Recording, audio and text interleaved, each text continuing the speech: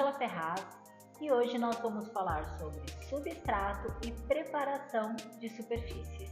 E ao meu lado, Bruno Maruzzi. É isso aí, Ângela. Esse tema é muito importante. Por quê?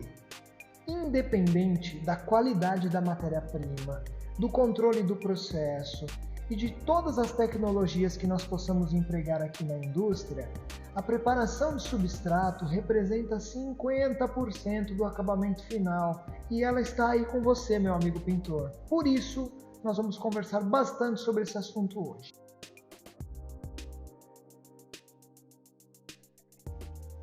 Em se tratando de substrato, existem vários, mas vamos começar pelo reboco novo.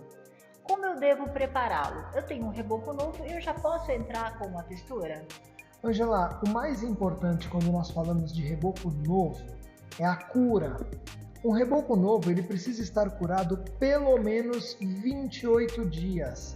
Eu aconselho que quem tiver dúvidas sobre preparação, que consulte a NBR 13245, ela vai tirar bastante das suas dúvidas. Mas, linkando com reboco novo, curado 28 dias. A primeira coisa que nós sugerimos que se aplique é um fundo preparador de parede base água. Esse fundo ele vai ajudar a aglutinar as partículas e fechar os poros desse reboco para receber o selador acrílico e posteriormente o revestimento. É verdade. Olha só, as informações que nós estamos passando aqui hoje é de suma importância para você que é profissional de efeitos. É uma forma de você agregar ainda mais conhecimento ao apresentar o seu serviço ao cliente. A gente sabe que o reboco novo precisa estar curado. E se for uma superfície emassada, o que eu preciso fazer? Como eu devo preparar para receber a textura? Legal.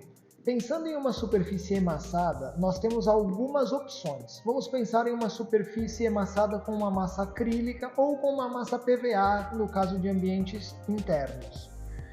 Nós precisamos verificar primeiro se essa superfície amassada ela foi limpa, se foi removido todo o pó. Porque, já pensou, você tem uma superfície com o pó da lixa, você entra com um selador e posteriormente com revestimento texturizado sobre o pó, a ancoragem ela vai ficar totalmente comprometida. No futuro você pode ter um desplacamento, uma bolha. Então o legal é, verifique a limpeza. A superfície tem que estar limpa, livre de pó, livre de gordura, não pode ter graxa, mofo, trinca. Você precisa estar com a superfície bem ajustadinha para você conseguir um resultado legal.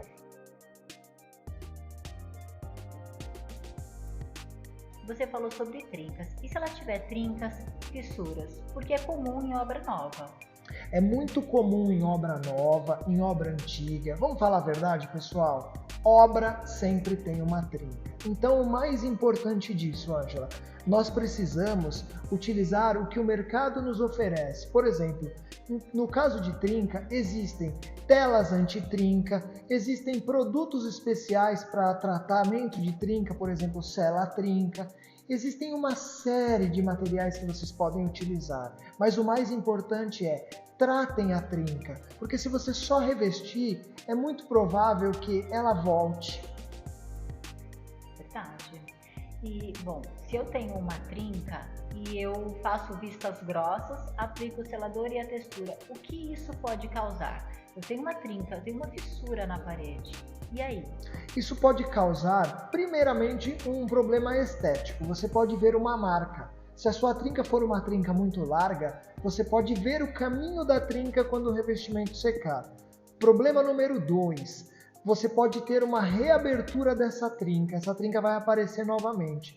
Se isso estiver em ambiente externo, e aí você gera um problema muito maior, porque com a reabertura dessa trinca, você vai começar a ter absorção de água. E essa absorção de água pode gerar uma série de patologias, ela pode gerar um desplacamento da textura, manchas e diversos fatores que nós não queremos no acabamento final. É verdade. E olha só, vamos imaginar uma fachada. Pensando em muros e beirais, o que podemos fazer? Ângela, quando a gente pensa em muro e beiral, cada região ela tem uma cultura, um estilo de acabamento. eu vou dar algumas opções. Por exemplo, a opção número 1, a mais indicada é que todos os beirais, as cabeceiras de muro, elas sempre sejam protegidas com pingadeiras metálicas ou pedras. Elas precisam ter uma proteção na parte superior. Porque você já pensou? Imagina um muro rebocado novinho. A parte superior dele, se ela estiver aberta, com o reboco aberto, esse reboco é poroso.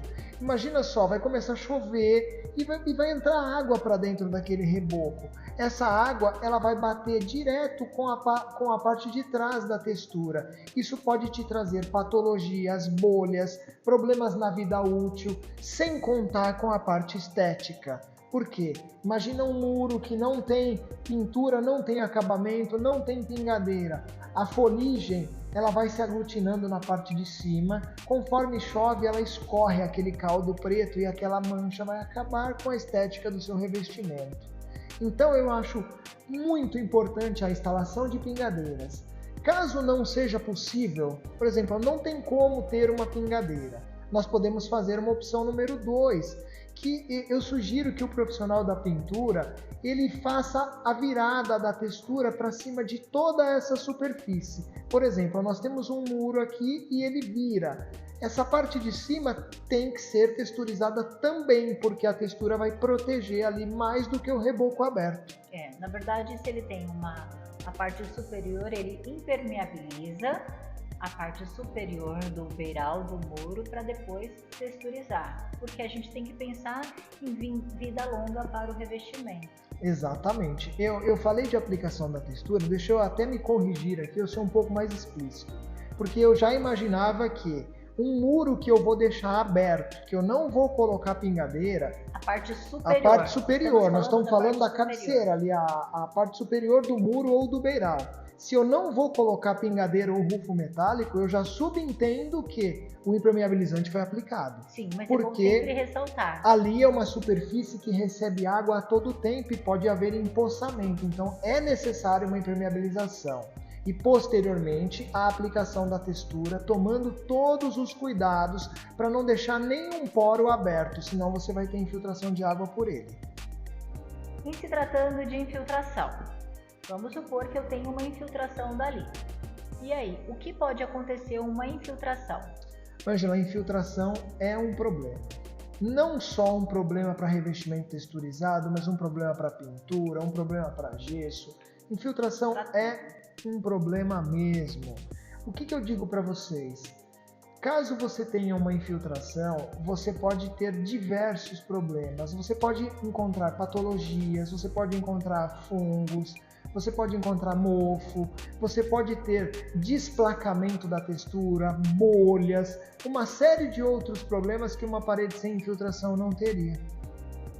E a infiltração, só para complementar, ela traz principalmente micro-organismos. E o micro-organismo a gente sabe que é um mal. O ideal é sempre tratá-lo antes de iniciar com qualquer procedimento.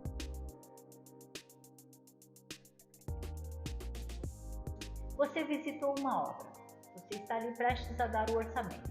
Analise a obra. Se ela apresentar rastros de sujidade ou micro-organismos, você precisa realizar uma lavagem técnica antes de qualquer procedimento. Utilizar produtos adequados, esfregar, eliminar os micro-organismos ou a sujidade e enxaguar. Ao enxaguar, se você vê que ainda há presença de mofo, fungos, repita a ação. Enxague novamente e deixe secar. Secou, você pode entrar com uma sanitização para de fato bloquear para que esses micro-organismos não aflorem novamente. Exatamente, Ângela. Tão importante quanto fazer a lavagem, esfregar, enxaguar, é você aguardar um período mínimo de 48 horas entre a aplicação do hipoclorito, da água sanitária, do cloro e a aplicação de um selador e um revestimento texturizado. Por quê? O resíduo deixado por esse hipoclorito, ele neutraliza o fungicida presente na textura. Então imagina, você fez a limpeza correta, você fez tudo como manda o figurino, só que você não esperou. Você terminou de passar o cloro, você já entrou com o selador, já entrou com a textura porque você tinha pressa. Aquele resíduo de cloro acabou com toda a proteção contra fungos e algas do revestimento texturizado. Então você pode ter um problema novamente. Vocês já observaram? Vamos lá no passado. Vamos imaginar a nossa casa ou a casa da avó, que tinha aquele mofo no muro, aquele fungo, aquela alga. Aí a nossa avó, no caso a minha avó, ela ia, aplicava cândida, água sanitária, limpava, o muro alvejava, ficava branquinho. 3 meses depois estava mais verde do que da primeira vez. E ela limpava de novo e quando voltava estava mais verde ainda. Por que isso? Porque o hipoclorito de sódio, o cloro, a água sanitária, além de alvejar, eles neutralizam os protetores microbiológicos e aí o mofo volta mais forte. Então é importante que você aplique a lavagem, aplique o hipoclorito, enxague bem, aguarde 48 horas e aplique um sanitizante. Existem diversos produtos sanitizantes no mercado. Só fazer uma pesquisa, zero mofo, mata mofo e assim sucessivamente. E posterior a isso, você continua o seu processo de pintura. Aguarde a secagem e continua o processo. Sim, exatamente. Pessoal, por favor, atentem-se a isso. Não é porque a obra é nova que ela não apresenta fungos, patologias, algas. Nós temos fotos aqui, ó, que vocês vão ver agora, de obras novas. Essa obra em questão, o reboco era novo, era a primeira pintura. Vocês podem perceber que a parte de baixo do reboco, ela apresenta uma umidade ascendente. A umidade está subindo, ela já está com quase meio metro. E ele está completamente lotado de algas e mofo. Você vê o verde, que são as algas, e aquele mais preto, que é o mofo. Isso na parte de fora. A parte de dentro dessa casa, eu mesmo visitei. O profissional que estava executando o serviço, ele já tinha aplicado o selador acrílico, Ângela. Esse selador acrílico, ele tinha pintado a alga e o fungo que estava lá, mas em algumas partes, como vocês podem ver nessas fotos, ele já estava voltando. Então o fungo ele estava transpassando o selador, consequentemente ele iria aplicar a textura e depois o fungo ia transpassar a textura também. Então o que a gente crê com isso? Pessoal, por mais fungicida que se tenha em um revestimento texturizado, se você aplicar sobre uma superfície já contaminada, a probabilidade de aflorar é gigante. E não só de áreas contaminadas a gente precisa se preocupar. Um exemplo dessa outra foto que vocês vão ver agora. A parede por dentro estava ok. Porém, a parte de trás dessa parede, ela fazia fundo com o muro de vizinho. Ali nós tínhamos algumas trincas e uma umidade absurda. Essa umidade atingia de forma negativa, de dentro para fora. Vocês percebem que exatamente na altura onde nós temos a umidade, nós temos um fungo na parte de dentro, porque ali concentrou muita água, foi a condição propícia para o crescimento desse fungo e ele aparece acabando com a estética do revestimento. E o fungo não é o único problema. O fungo precede uma bolha e um posterior desplacamento. Fazendo um comentário sobre a foto, você observa que, você disse, né? Foi feita uma aplicação de uma demão de selador. Mas o selador, nesse caso, eu acredito que deva ter sido diluído acima do recomendado, porque praticamente não mostra a cor do selador. Então, a cor do muro, a cor real do reboco predomina.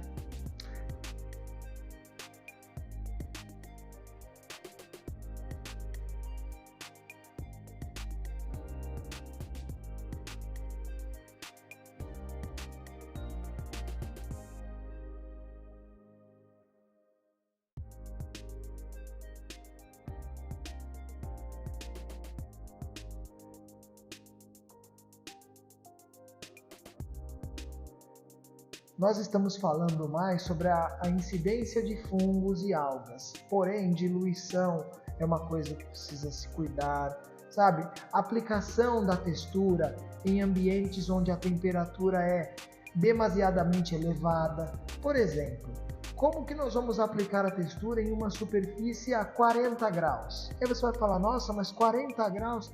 Exatamente, 40, 42, nós nos deparamos diversas vezes com isso. Sabe, aquela parede está recebendo sol o dia inteiro. Você aplica a textura, quando a textura encosta na parede, ela já começa a secar. Não dá tempo de você desempenar, porque você vai desempenar e a parede já começa a manchar, e aí você acaba borrifando água, fazendo uma série de outras coisas que vão acabar com o seu resultado final. Então, se eu estou num dia muito quente ou um dia quente, como eu devo trabalhar? Você deve trabalhar principalmente reparando na localização da obra. Com isso, você vai ganhar qualidade de vida no trabalho. Então, eu vou dar um exemplo para ser mais específico. Digamos que eu tenho uma obra que eu vou fazer frente e fundo. Eu preciso observar qual é o horário que essa superfície toma sol, de manhã ou à tarde. O nascer do sol, né? Isso, o nascer e o pôr do sol. Então, pensando assim, a obra toma muito sol na parte da manhã, na parte da frente, e pouco sol na parte do fundo. Eu começo pelo fundo, porque eu vou trabalhar longe do sol. Trabalhar no sol é um problema, pessoal. O material seca mais rápido, às vezes não dá tempo de completar a emenda. Às vezes você faz a diluição do material e o material está secando, você acaba colocando mais água e você danifica a cor, você cria manchas. Eu já vi muitos profissionais que trabalham no sol e eles ficam borrifando água na parede para poder colocar o material. Lembra, a textura é um revestimento acrílico à base de água. A água é o solvente dela. Se você borrifa água, você degrada o pigmento, você muda a cor, você mancha, você acaba com o trabalho.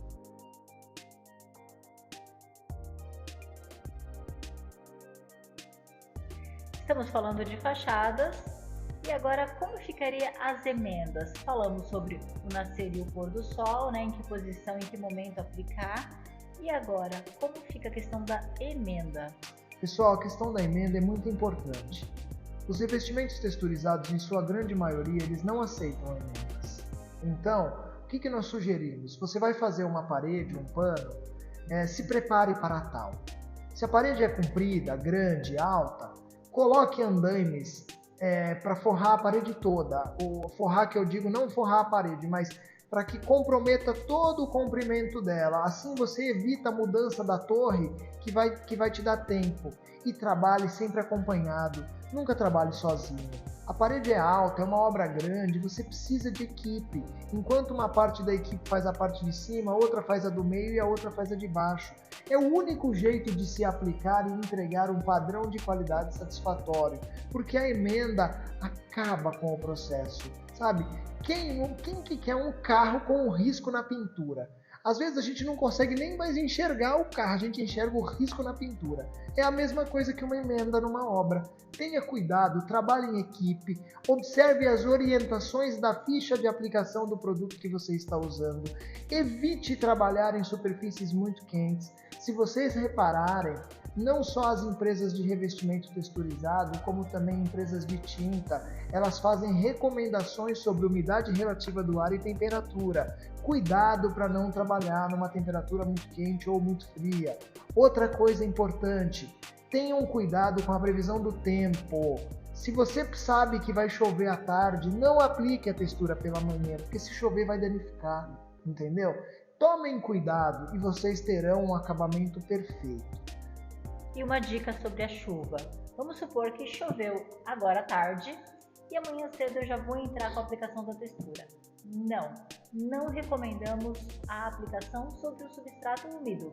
Sim, choveu hoje, mas eu vou aplicar no dia seguinte? Não necessariamente. O substrato precisa estar plenamente seco, porque senão existem várias patologias, né, decorrentes a isso, podendo surgir micro-organismos, podendo até mesmo desplacar, porque a superfície úmida, recebendo a textura seca por evaporação. Eu vou secar, eu vou ter um revestimento seco e uma superfície úmida, e isso daqui não vai sair, correto? Exatamente. A película do revestimento vai impedir que a água saia. Essa água vai ficar batendo naquela película.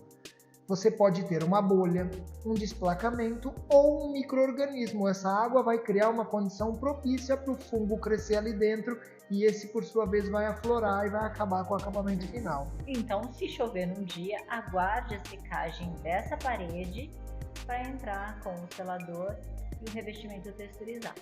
Pessoal, vamos abordar um tema bem importante, que é diluição.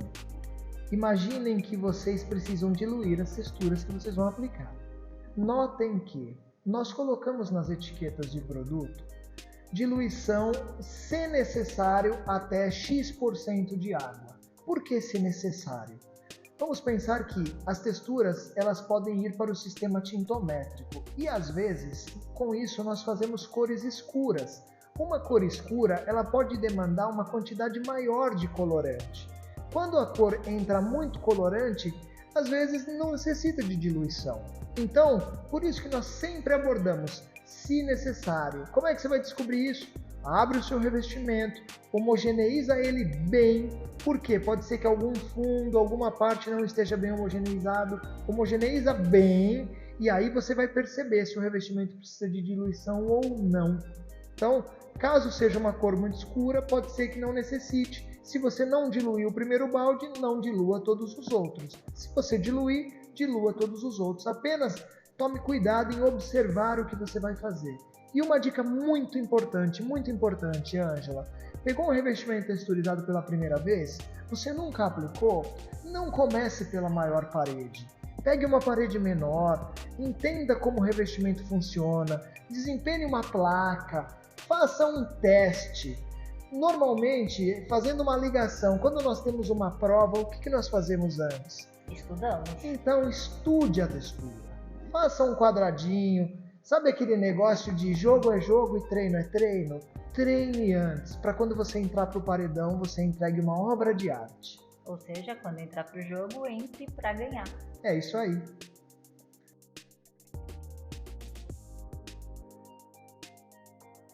Então, eu recomendo que utilizem a mesma diluição em todas as embalagens. Por exemplo, um balde de 25 kg, se eu for diluir a 3%, eu vou usar em torno de 750 ml de água.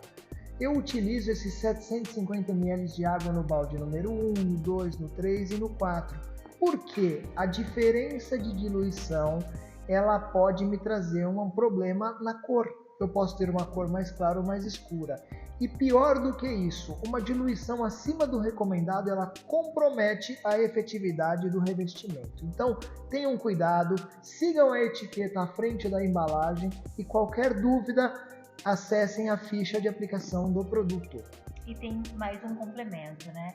E produtos pigmentados em sistema tintométrico? Produtos pigmentados em sistema tintométricos, quando aplicados na mesma parede, nós recomendamos que, havendo lotes diferentes, misture os mesmos entre si em quantidades iguais, fazendo um único lote. Com isso você vai ter uma parede perfeita. Sigam as orientações. Vocês têm tudo para fazer, sabe?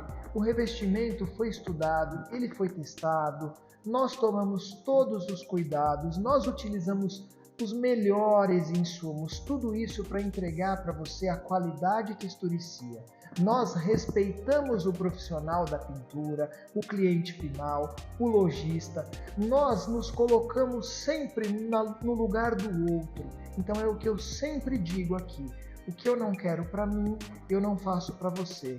Então tenham cuidado. Não apliquem texturas em superfícies mal preparadas. Não importa, o cliente pode não estar vendo, alguém pode não estar vendo, mas é o seu nome. Uma hora isso vai aparecer. Você está vendo. Entregue o melhor e nunca te faltará serviço. E lembre-se, nós sempre estamos falando de, em todas as nossas embalagens consta um selo. Contrate sempre um profissional qualificado. E é isso que nós queremos para você, que você se torne a cada dia mais qualificado, com mais propriedade no assunto. Exatamente, Ângela. E para finalizar, eu queria deixar só uma mensagem para vocês. Nós estudamos o que fazemos, Nós somos apaixonados por texturas. Nós desenvolvemos as formulações mais mirabolantes que vocês podem imaginar, mas eu volto a falar, ela vai dentro de uma embalagem. Tudo isso depende de você. Qualifique-se, busque o melhor, entre em contato conosco, assista os vídeos, ligue, entre em contato com o nosso saque, acesse o Instagram, siga as nossas mídias, vem com a gente, vamos fazer com que seja melhor, com que o seu trabalho flua melhor, com que você tenha mais qualidade de vida e que você torne os seus clientes mais satisfeitos. É isso mesmo. Mais alguma colocação? Eu acho que é por aí, pessoal. Muito obrigado e até o próximo vídeo.